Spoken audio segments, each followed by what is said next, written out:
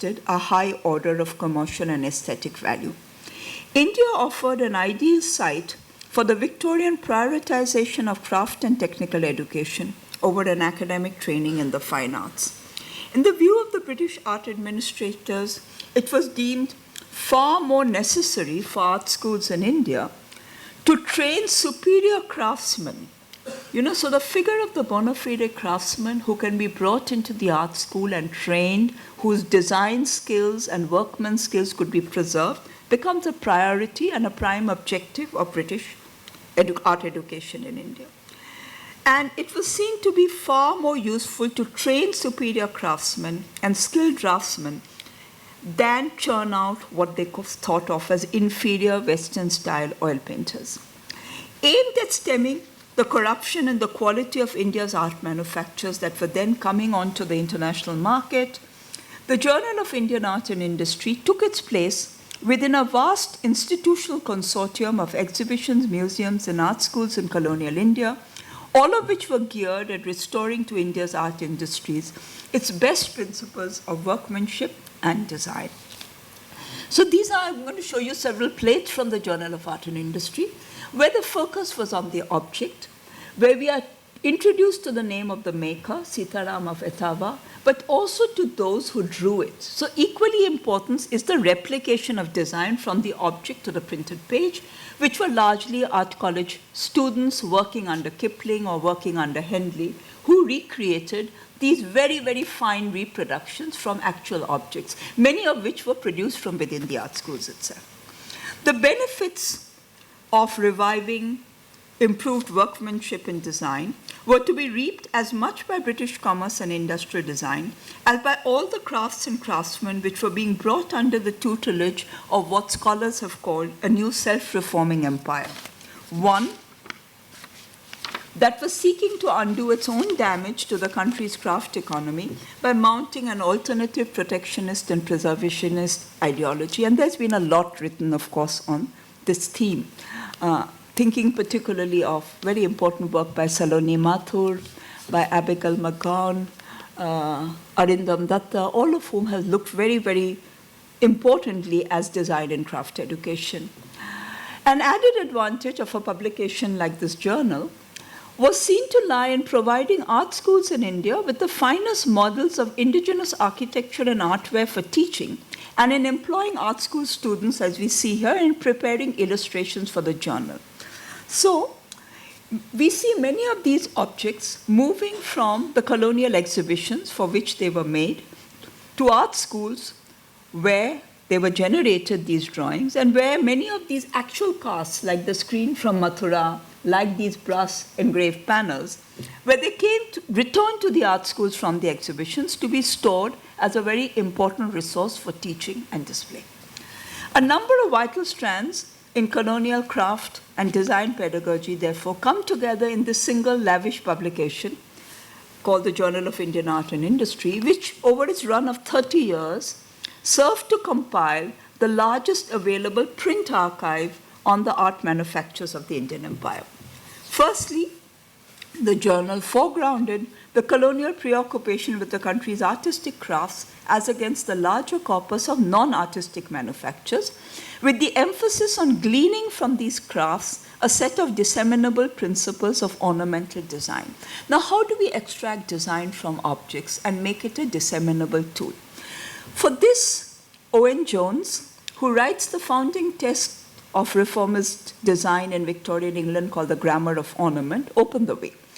Now, a lot of Owen Jones' material in thinking about the grammar of ornament came out of Indian examples, which he encountered in the legendary spectacle of India's luxury goods and handicrafts at the Great Exhibition in London of 1851, called the Crystal Palace Exhibition, where Jones first encountered the wealth of traditional design and craftsmanship. And he made liberal use of the order, balance, and symmetry of Indian design, which he extracted from architectural panels, textiles, and a variety of other products, to highlight the principle of what he called the organicism of ornament in the manufactured commodity. So this is a classic example of the way design gets extracted from objects to become reproducible in print and therefore disseminable also as an object of teaching. We can see this fascination with Oriental ornament, as it was called, and the urge to study, preserve, and document all the surviving varieties of India's art industries across India, peaking in the serial issues of the Journal of Indian Art and Industry. It's particularly important to note is the process of the abstraction and detailing of patterns from a variety of architectural structures and objects, like we see here, whether they be wooden door jambs or cobbled pillars, brass and copper utensils, enamel plates, jeweled armory, or woven textiles and carpets. So here we see, for instance, architecture, the town hall of Bulandshahr, here now kind of converted into a kind of pattern of architectural design.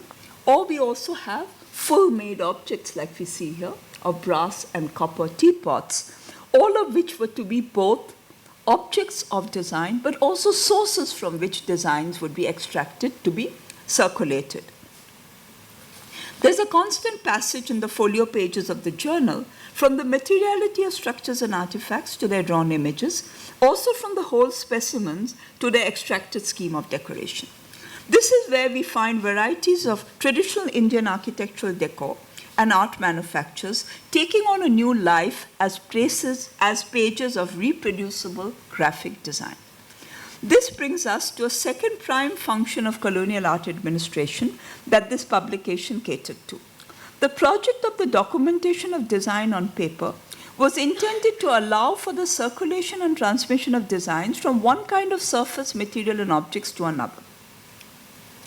So the main purpose behind the production of these elaborate compendiums of design was both to enable their recycling into the art of stonemasonry, wood carving, or carpet weaving from which they were derived. So you extract design and they return to those same mediums. But it was also to enable the design of, say, an architectural panel, a carved door head, or an ornamental ceiling decoration, to travel into the patterning of fabrics or enameled pottery. Okay? So architectural design could be freely adapted by gold and silver smiths or brass and ivory workers or by carpet weavers. So we actually see design moving between different structures and objects and genres, and a journal like this enables this kind of passage and transmissions. Of central importance all along was the close juxtaposition of the example of design with examples of manufactured objects. What made possible the growing corpus of design portfolios on Indian architecture and artware was the parallel prolific assemblage of architectural plasticasts, carved ornamental screens, and the best of art manufacturers of different regions, which was specially commissioned from craftsmen and art school students for the series of industrial art exhibitions that were held in Europe and India. So let me just show you some of these. The story of the traveling plaster cast. The one of the Sanchi Gateway is the most famous. It travels to South Kensington in the 1870s and then travels from this one master cast. Several other casts are made, which travels to several other sites.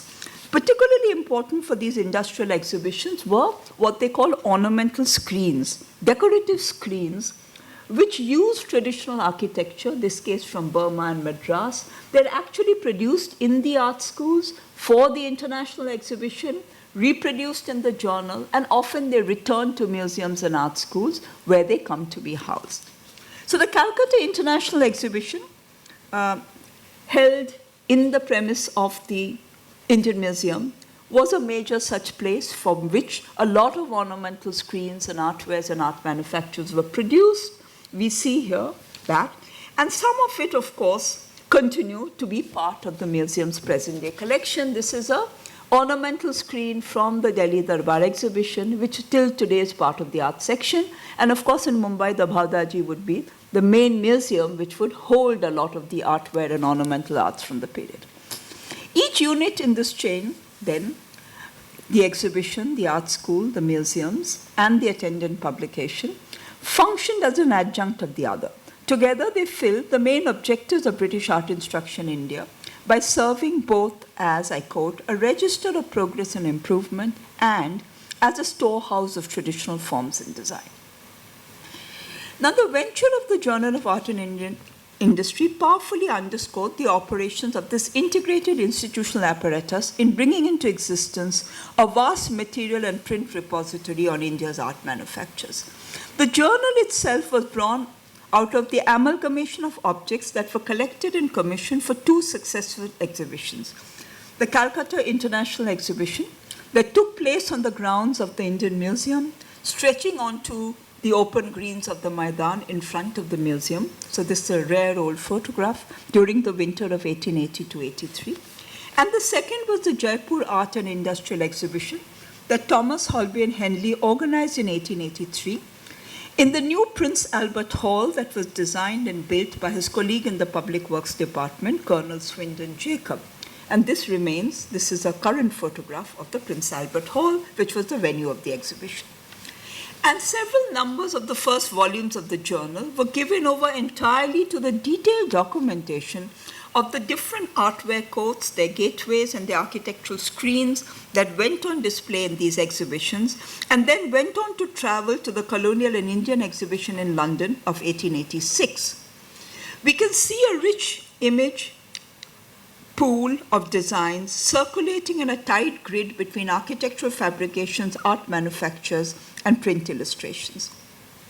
As I mentioned, certain pivotal venues of the colonial craft and design establishment come into sharp focus, like, for instance, the state of Jaipur, the foremost of the modernizing princely regimes of British India, where under the patronage of Maharaja Savai Man Singh, figures like Colonel Thomas Holbein Henley and Swindon Jacob would act as the steering force of India's arts and crafts dispensation, and where in the course of their collecting, exhibiting, and publication of folios of Indian architectural decoration, they would also emerge as prime proponents of the new school of Indo-Saracenic architecture of this period, of which this is one of the finest examples.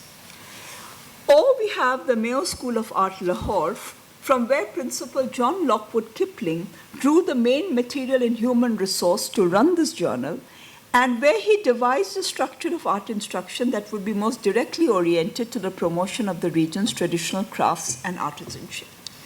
Lockwood Kipling's move from his first appointment in 1865 as the teacher of ornamental architecture and sculpture at the J.J. School of Art to his dual position in 1875 as the head of the newly established Museum and Art School at Lahore, named after the recently assassinated Viceroy Lord Mayo, would turn the Lahore Art School into an exemplary site for the schooling of the improved artisan. It's a website image, so not very good. Sorry about that.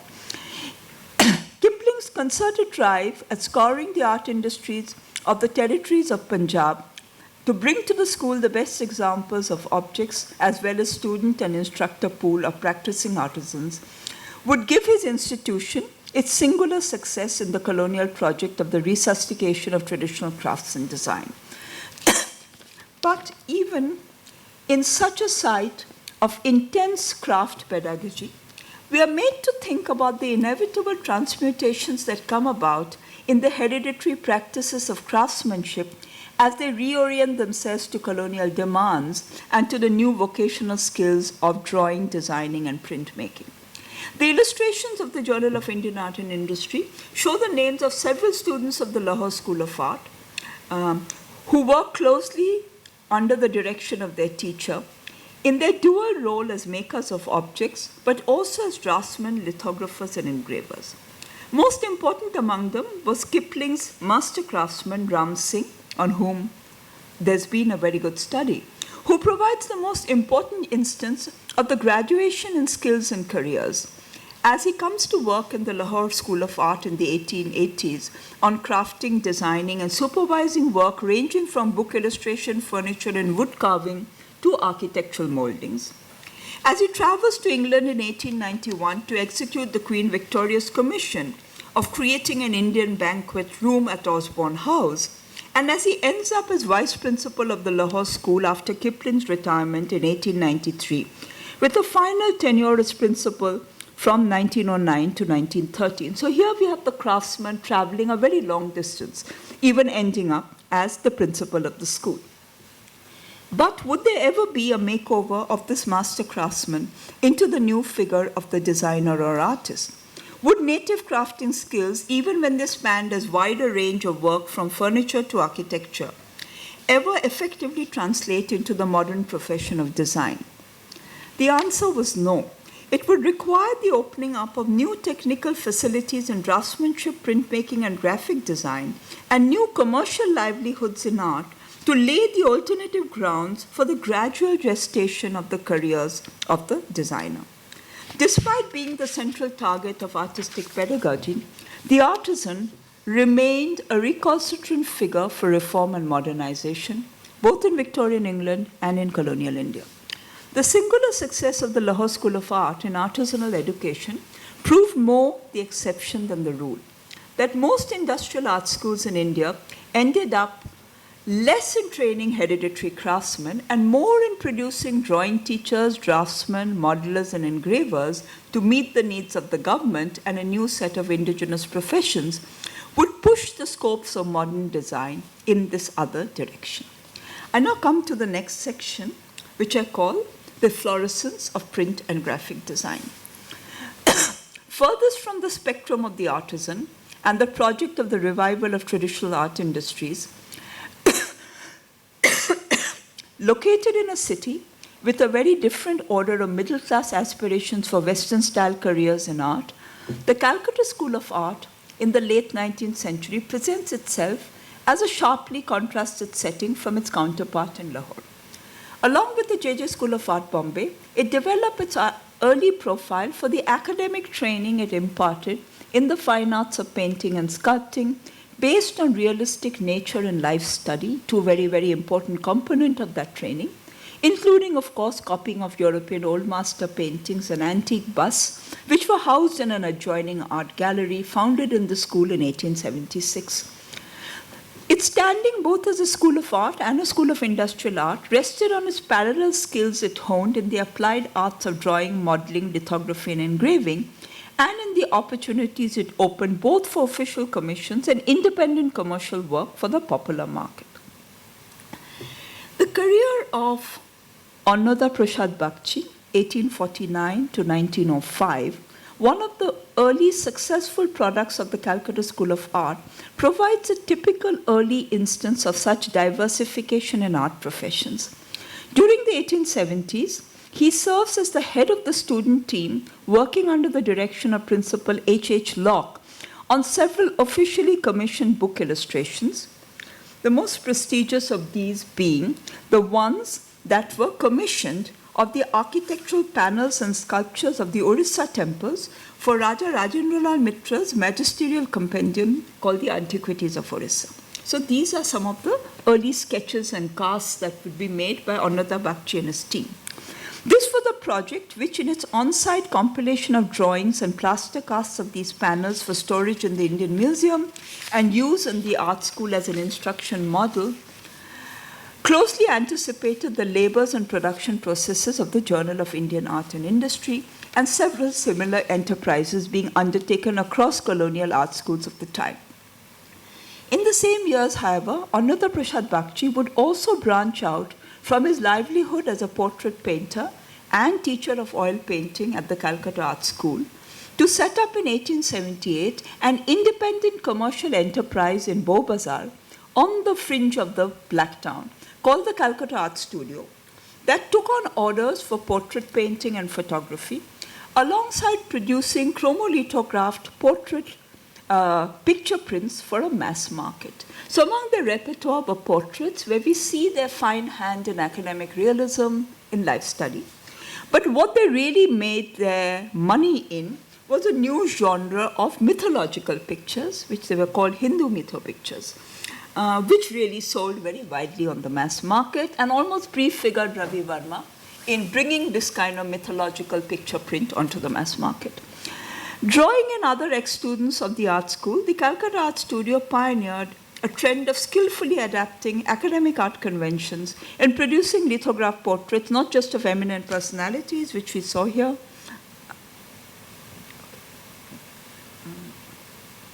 but also of Indian mythological scenes, where the study of European antique busts of landscape painting is very prominent. And alongside, they also did theatre, very, very rare instance of theatre performances that find their way into the prints. So alongside with these picture prints, the Calcutta Art Studio also advertised its work in areas ranging from book illustration, designing of English and Bengali ornamental alphabets and copybooks, to even painting stage scenes and prosceniums. So one is assuming that many of these stage scenes and prosceniums could also have been works done by the studio. By the last quarter of the 19th century, we have in the example of the Calcutta Art Studio a representative sample of the kinds of indigenous commercial artwork and new livelihoods in art that fed the demands of a modern colonial metropolis. They open out to the period's booming trend of similar art studios and artist presses. Interestingly, they all call themselves art studios and artist presses, set up by local artists and print technicians in North Calcutta within the hub of the Bengali book and print industry, where we see the same resources of realism and color printing, sometimes gleaned through direct art school training, more often freely imbibed and adapted, intervening within popular tastes and producing new improved orders of mythological pictures and commercial art. Now, these are all the work of a place which called itself the Imperial Art Cottage, and the other, a place called the Kasharipada Art Studio. The fact that they all call themselves art studio and art cottages is very important. Particularly significant is the trend that the Calcutta Art Studio would set in the reuse of its divine imagery in the propagation of Swadeshi products and ideologies at the turn of the 20th century. So here in the left, we see a Calcutta Art Studio print being used as a Swadeshi advertisement in 1905. This in turn produced a powerful fusion of the mythological, commercial, and the political lives of images in an era of mass nationalism, a theme that Christopher Penny extensively explores to underscore the potency of image politics and image consumption as a driving force of popular Indian nationalism. And the image we see on the right by Hemchandra Bhargav becomes typical of the kind of mythological imagery which were actually a cryptic form of the political. So he talks about how the mythological serves as a subterfuge of political nationalist imagery.